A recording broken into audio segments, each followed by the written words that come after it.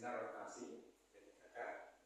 Bapak sekalian, di sini saya akan menyampaikan ya terkait dengan rencana hasil kerja. Tapi sebelumnya saya perkenalkan dulu. Dan nama saya si Edi Santoso dari SMK Negeri 1 Wili.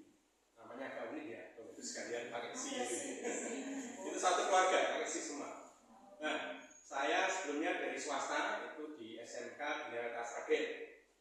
Saya itu dari jurusan Teknik Pemesinan, ngelamar P3K-nya itu kewirausahaan di SMA 1, diterimanya Teknik Pengelasan di SMK Negeri 1. Tapi kita syukuri ya.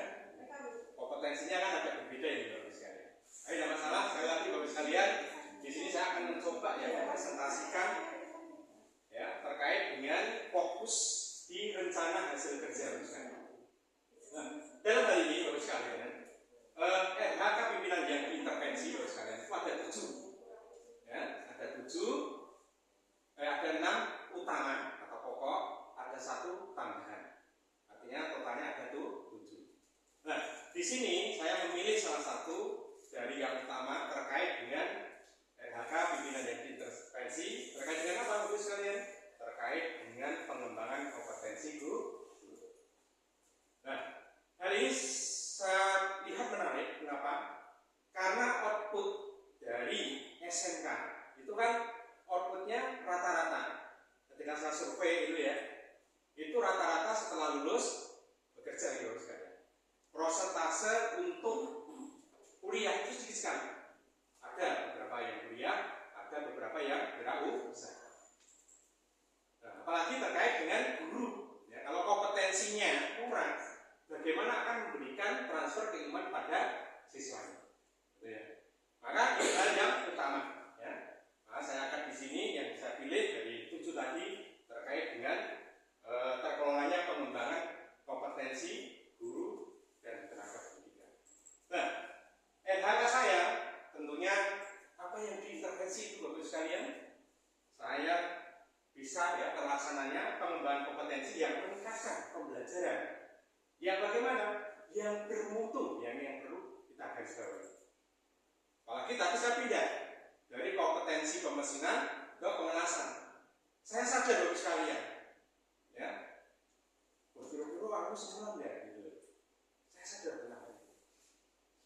Nah, maka nanti dari ini yang kita bedah nih Bapak sekalian terkait dengan rencana hasil kerja tahunan yang akan saya rencanakan terkait dengan intervensi dari Bapak sekolah.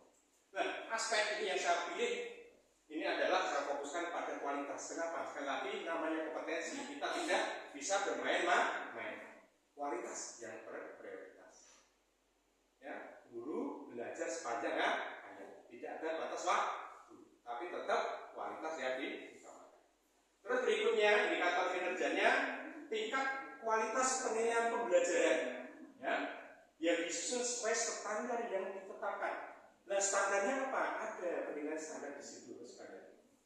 Kita dalam menyusun perangkat pembelajaran kan ada, dimulai dari CP, ATP, itu ya berjalan. Terus kita analisis menjadi indikator, ya, tujuan, ya, tujuan pembelajaran. Dari tujuan pembelajaran kita nanti jabarkan dari CPC tersebut terkait dengan ini, ya, penilaian pembelajaran, kompetensinya itu nanti sampai bagaimana.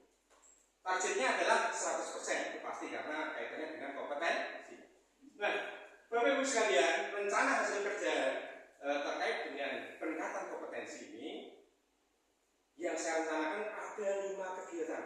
Lumayan banyak nih Bapak sekalian, tidak hanya 1, tapi 5. Tapi mungkin nanti kalau waktunya tidak memenuhi sampai berapa nanti kita sampaikan. Yang pertama, ini kaitannya dengan kegiatan dan tahapan. Kegiatannya itu yang pertama, pengembangan kompetensi guru. Ya, tahapannya apa ini? Mengidentifikasi kebutuhan pengembangan, ya, terus mengikuti pelatihan, workshop, menerapkan hasil pelatihan pembelajaran, ya, dalam proses pembelajaran. Outputnya bagaimana? Meningkatkan kompetensi profesional guru. Ini pasti, ya, kompetensi profesional guru harus profesional. Nah, di dalam penerapan nilai berakhlak, ya, dalam proses kegiatannya yang saya tekankan adalah kompeten, akuntabel, dan adaptif. Sekali lagi di dalam saya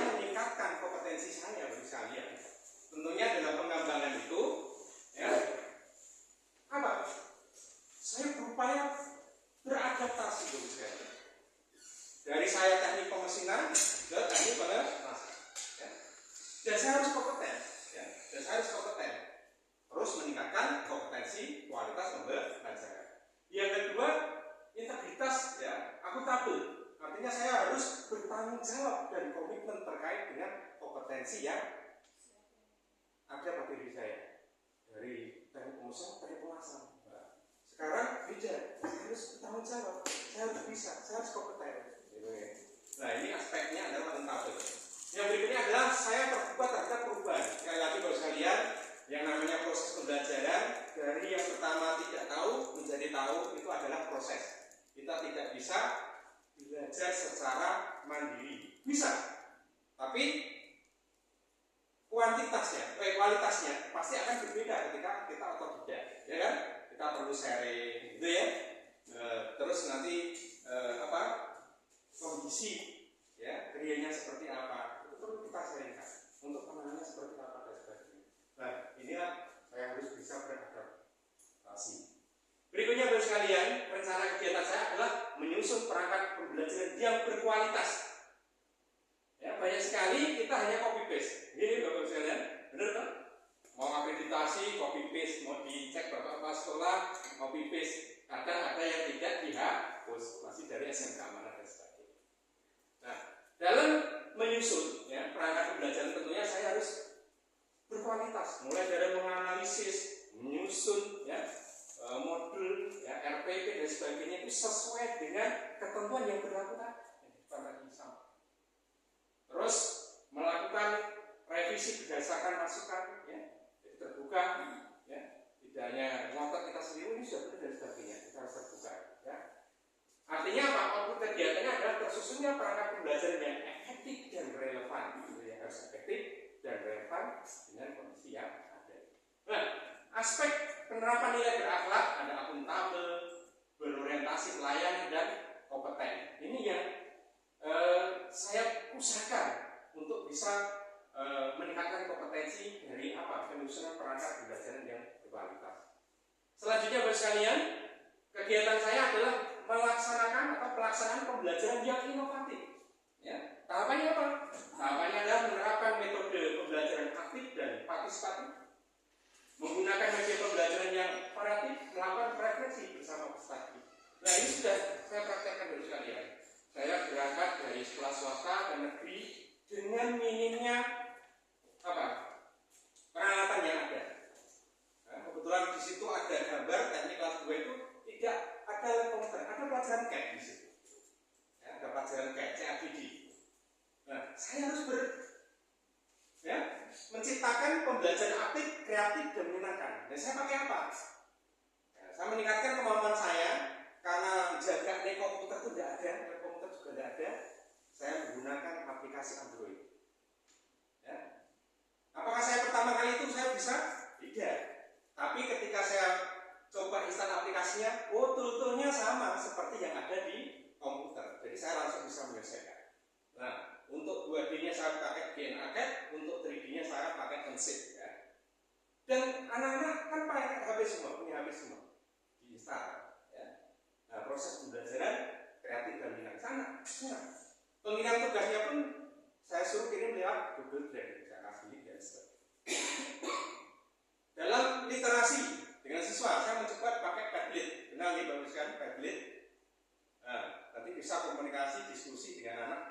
Kita ngajar di mana aja nanti bisa. Gitu ya. Oke, selanjutnya adalah evaluasi dan tindak lanjut pembelajaran. Ini penting sekali bagus sekalian.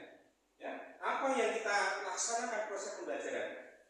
Pasti ada sesuatu yang instrumen yang mungkin ada titik lemah pada itu. Pasti ya bagus kan? Pernah ada seperti itu kan?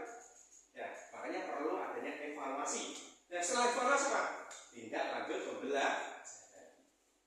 Nah, penerapan nilainya ini bagus sekalian, akuntabel, kompeten dan adaptif. Terus selanjutnya, ini penting juga yang terakhir. Kegiatan yang saya lakukan adalah kolaborasi dan berbagi praktek baik. Ya. Nah, setelah kita mulai proses pembelajaran itu sekalian, kita kan sering ngobrol di ruang guru ya, disusun ada ruang guru dan sebagainya. Oh, kelas saya ini iya dan sebagainya. Ya. Oh, kemarin saya ajarkan seperti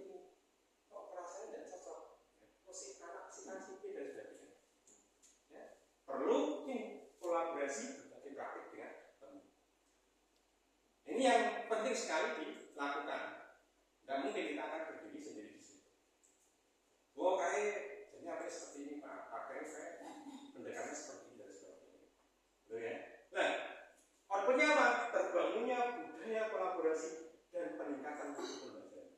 Karena namanya komunikasi, Bapak Ibu sekalian, jadi penting antara rekan sejak. Penting kita bangun komunikasi itu. Kalau komunikasi itu tidak jalan, pasti ya proses pembelajaran di satuan tersebut ya tidak akan bisa berkembang. Nah, penerapan nilai-nilai belakangnya apa? Kolaboratif, harmonis dan berorientasi layak. Saya itu Bapak sekalian apa yang saya sampaikan di dalam paparan ya seminar ini, motivasi pengembangan diri Bapak sekalian. Pikiranmu seringkali membunuh rasa percaya dirimu sampai akhirnya lebih memilih untuk menyerah sebelum mencoba.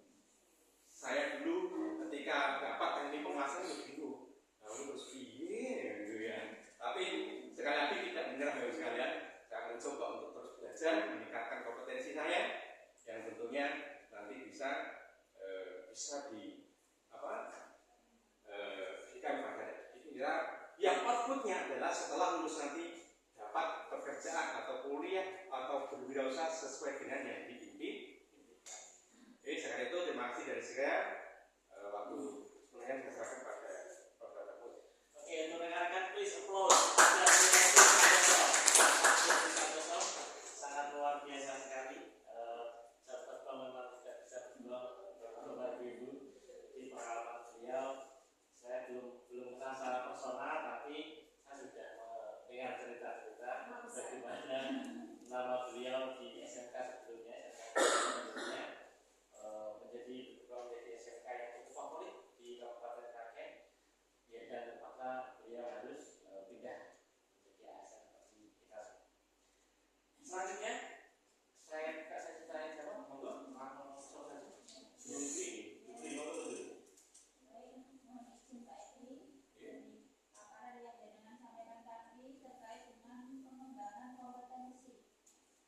Bagaimana usaha Bapak dalam penyesuaian dari kompetensi teknik pemesinan ke teknik pengolahan? Terima kasih.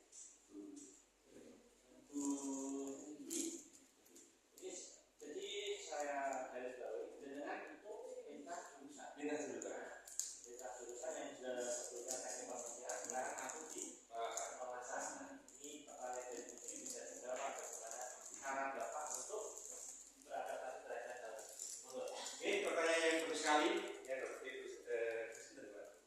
Bu Dwi ya. Nah ini Bu Dwi ya, sekali lagi dulu saya itu juga bingung ya ketika ditempatkan di SMK Miri tapi teknik pemasaran. Di awal itu ya namanya dulu sekali lagi belajar sepanjang hayat. Yang pertama kali saya kesana itu saya amati peralatan teknik mesinnya. Kalau di pemesinan apa ada? Ada. Ya. Kalau pemesinan itu linear ke teknik pengelasan. Ya. Karena kalau dulu kuliah di teknik pemesinan itu ada dapat latihan kendaraan ringan, ya. Ada produktif ya, teknik pemesinan, ada konversi energi gitu. Nah, pertama kali saya amati itu, terus saya tertarik dengan mesin yang belum pernah saya lihat dan coba. Itu namanya GMAW. Kalau las listrik kan ada, gitu. Kalau asetelin, kabin itu dulu itu kan ada. Nah, ada GMAW. Nah, di situ saya tidak malu-malu. Ada tulis itu saya direct Mas. Aku warano carane nyalane. Carane nyalane toh. Kalau sama prosesnya. Ini saya coba, oh ini Pak. Oh, langsung saya coba. Raketan kelek pertama itu. Itu proses pertama. Terus yang kedua, dalam meningkatkan tadi bagi kalian, beruntungnya saya, kita kan permai itu dulu. Permai itu kan kita di satuan yang ditempatkan ya. Nah, terus per Juli itu kebetulan saya diangkat sebagai ketua jurusan. Artinya waktu saya kan longgar sekali. Saya yang ngajar jam wajibnya hanya 12 jam. Nah, kesempatan itu yang saya pergunakan untuk belajar dengan rekan sejawat. Terus yang lainnya, ya progres yang lainnya apa? Dengan saya di ketua jurusan tersebut, saya mencoba ya apa yang saya dapat di sekolah swasta itu saya terapkan ya. Saya coba untuk menghubungi dunia usaha industri. Nah, akhirnya di Solo Raya ini yang kaitannya dengan teknik pengolahan itu yang bagus banget. Saya sudah mencoba ke Solo Teknopark, ke Inlastek. Nah, saya menjalin kerjasama di Inlastek, menjalin kerjasama, ya. Terus kita sinkronisasi kurikulum. Kita unggah sinkronisasi kurikulum, kita paparkan struktur kurikulum yang ada, terus kita perlihatkan peralatannya, ya. Terus tentunya dengan peningkatan kompetensi. Terus berikutnya kita membangun dengan apa? Kalau pemerintah dengan itu BLTI Bandung, ya. Itu kaitannya dengan pengembangan SDM. Nah, setiap tahun ya progres kita di teknik pengolahan itu kita kirimkan ke sana. Yang dulunya teman-teman di sana itu ya kira-kira dulu mau juga di Bandung, tapi alhamdulillah ini karena tadi ya kita menginginkan output dari teknik pengolahan itu nanti bagus, ya proses peningkatan kompetensi itu ya saya lakukan di cukup, saya kira cukup ya. Terima kasih sekali lagi Pak CID jawabannya itu dapat diterapkan bagi rekan-rekan yang lain ketika mendapatkan permasalahannya sama. Untuk selanjutnya pemaparan dilanjutkan oleh arahan dari Bapak Mentor pada Bapak Dr. Sutikno